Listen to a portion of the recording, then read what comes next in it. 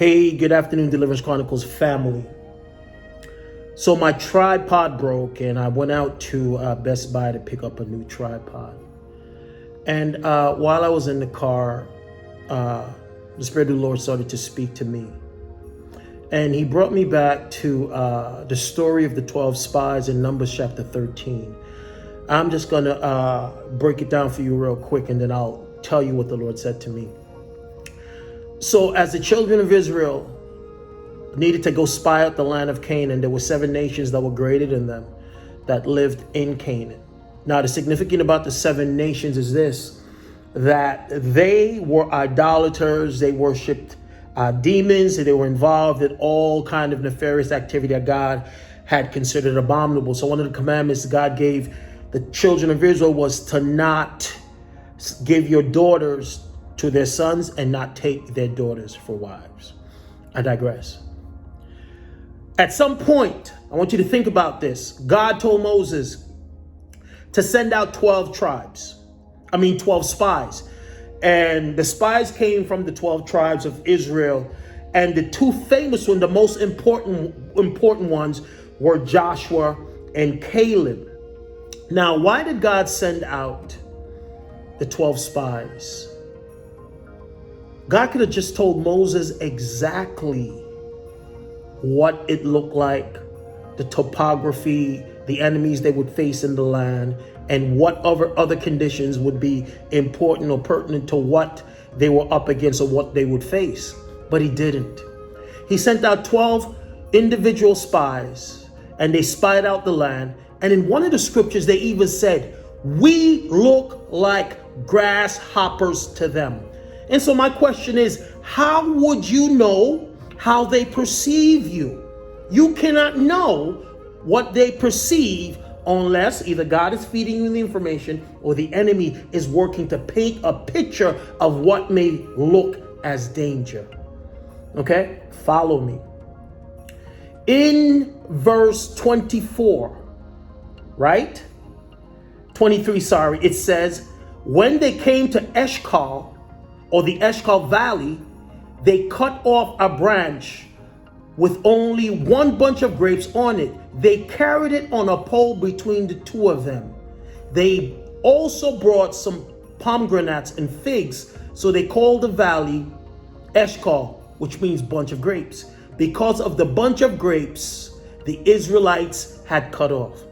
So now God is showing them the land that is filled with milk and honey has provisions to support the giants that were already in the land, right? Now keep in mind, they came back to Moses, Aaron, the whole community of Israel at Kadesh in the desert of Paran, and they gave their report and showed them the fruit from the land. This is what they reported to Moses. We went to the land where you sent us. It is really a land flowing with milk and honey.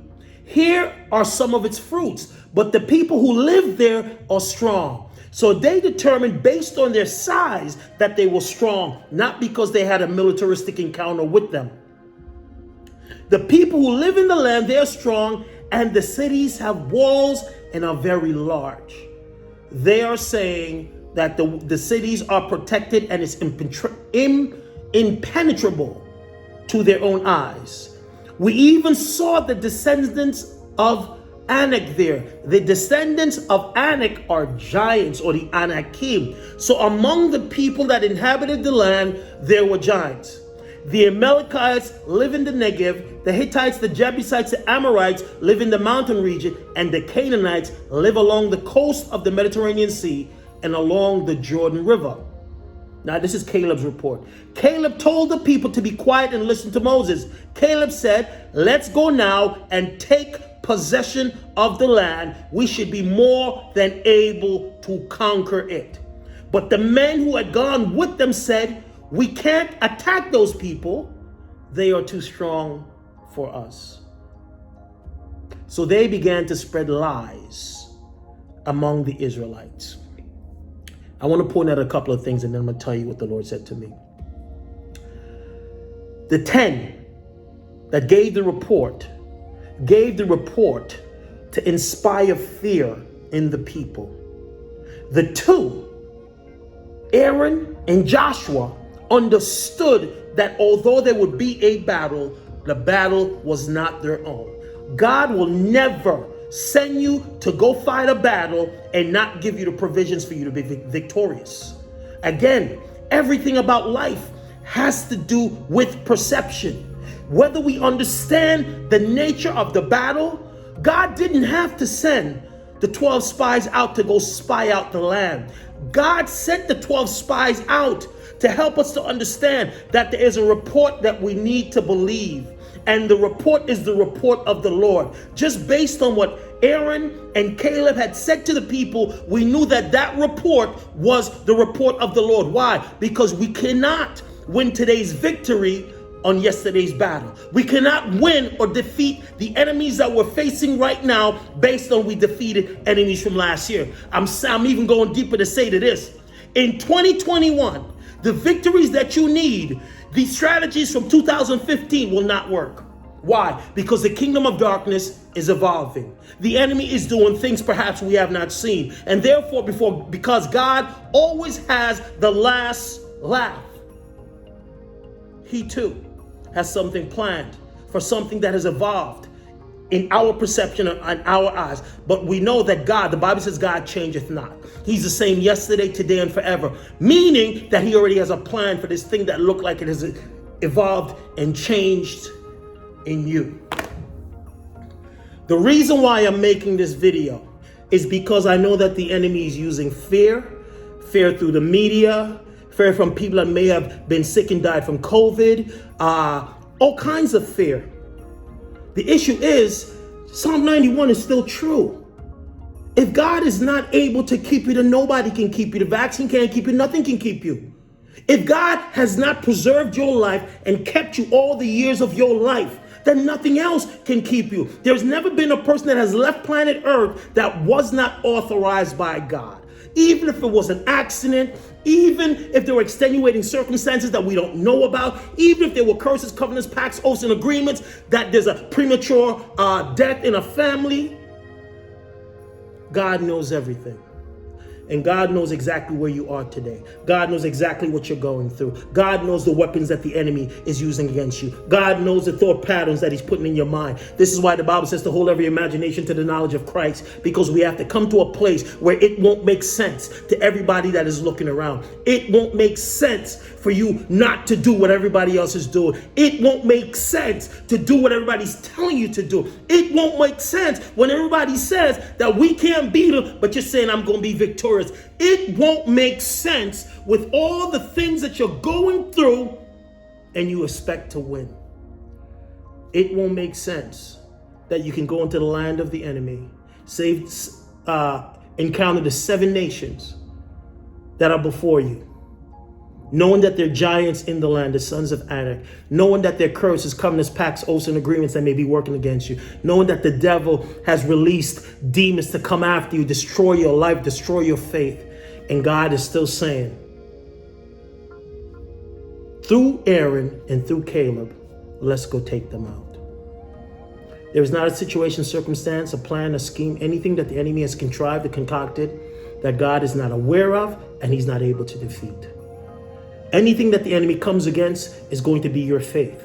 Is going to be what you're believing for. He's going to try to shake you and to move you from trusting God. Why? Even if it takes longer than you think it's going to take, because he wants you to not believe the word of the Lord to you. He wants you to not believe that your God is able to do exceedingly abundantly more than you can ever ask, desire, or think.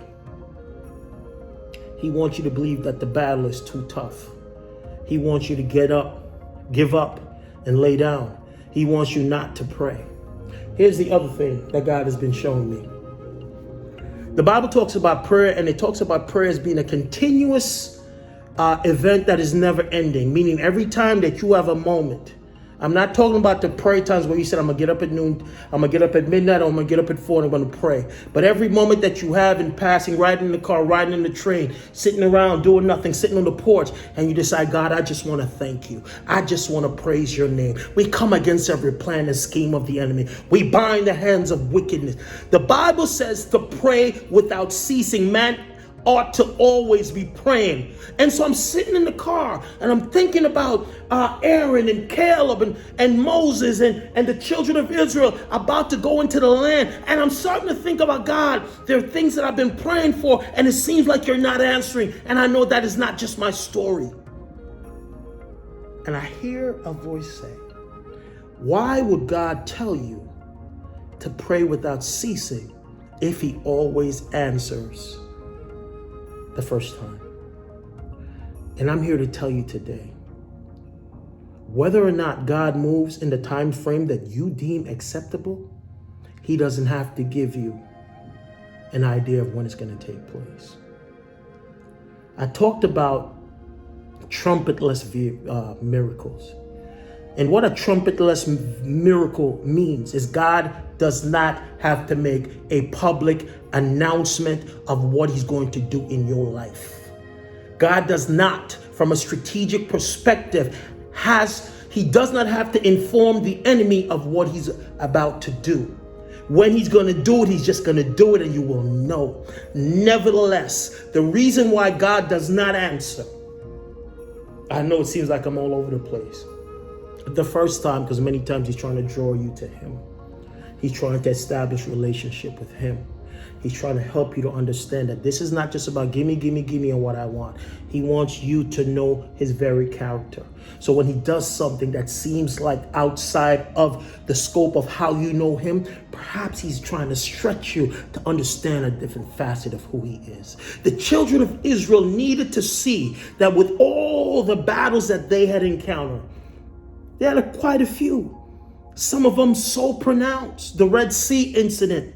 Mountains on the left, mountains on the right, the Egyptian army behind them, and the Red Sea. And God delivered them. He told them to stand aside and see my salvation. There's going to come a time where God is not going to reveal to you the strategies of victory unless he's giving you strategies regarding the issue. He's going to hear your prayer. He's going to tell you what to do. And then all of a sudden, they talk about the suddenlies of God. The things that happen suddenly without a trumpet blast. No, nothing. A trumpetless miracle where God just moves in your life and the very thing that was an impediment for so many years is gone. And sometimes we've been in the thick of the battle so much, we don't even realize that we've won. So I'm here to tell you today and encourage you. My story's been the same for the past couple of days. Don't give up. Don't give up. Your victory is at hand. Your victory is right there. Don't give up. Don't give up. Because if you give up, you've given the victory to the enemy. It's not even a fixed fight. It may seem that you can't bear it anymore. As long as you got breath and you can cry Jesus, keep crying Jesus. He is waiting to move in your life. That maximum glory is going to be the effect and an awesome testimony of what he's done for you so others can be encouraged. He's done a lot for me. He's doing a lot for me. He's not a respective person. He's going to do the same for you. If what I said this afternoon resonates in your spirit, share this video. Share this video on your social media. If what we do at Deliverance Chronicles is a blessing, support us. There's a bunch of ways you can support us. $DLVRNCE, Venmo, Deliverance 7 Venmo, PayPal. Just go to deliveranchronicles.org. You can give that way. If you think that this is good ground and this is fertile ground, I'm asking you to help us. And I want to say this.